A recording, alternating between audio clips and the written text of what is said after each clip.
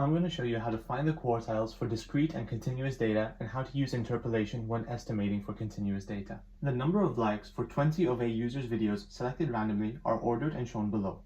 Find the upper quartile for this discrete data.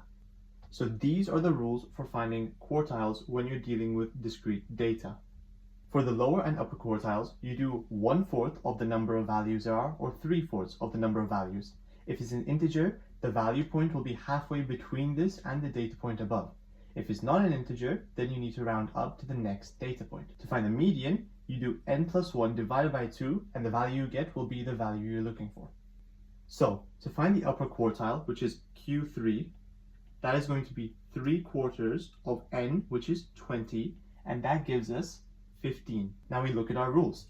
15 is an integer, so the value point is halfway between this and 16. So therefore, the upper quartile is at the 15.5th position. Now I look at my data up here and I find the 15th position and I go to the 15.5th, which is in between 98 and 102. So to find this answer, we just do Q3 equals 98 plus 102 divided by 2 to find the midpoint, and we get 100.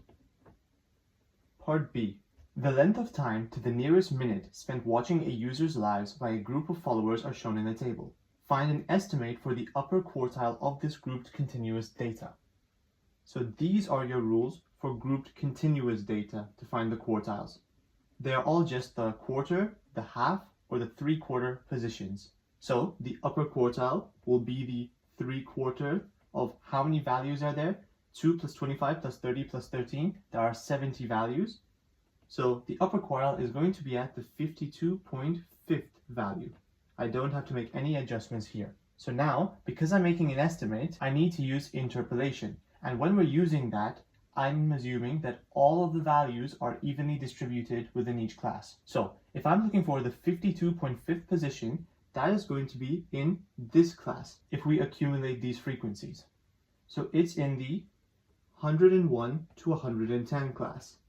But note that these values are given as discrete values that have been rounded. Since they have been rounded, the lower bound for this would be 100.5 is less than or equal to the time, which is less than 110.5, since they have been rounded to the nearest minute. Now, using interpolation, all I have to do is draw my little number line, and I'll have the value on the top part and the position on the bottom part. The values I know range from 100.5 to the value I want, Q3, to 110.5. Now, what are their positions? Well, 105 is going to be at the 27th position if we're accumulating these totals, and 110.5 will be at the 57th position. Q3 we found is at the 52.5th position. All we have to do is compare ratios of values to positions. So do Q3 minus 100.5 divided by the entire line, which is 110.5 minus 100.5, and that is going to be equal to